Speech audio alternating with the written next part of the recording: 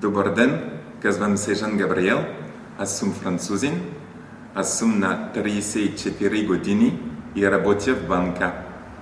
Уча български език от 2 години в Българския културен център.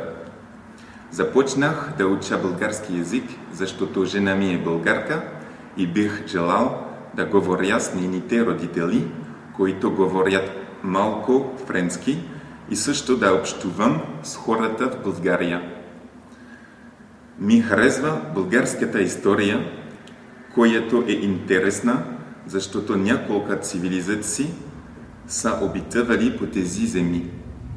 Също ми харесва много красивата природа.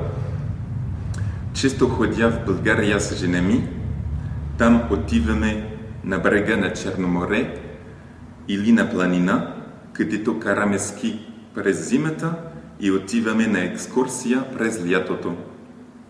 Понякога чета българските новини по интернет, но надявам се, че скоро ще започна да чета български книги.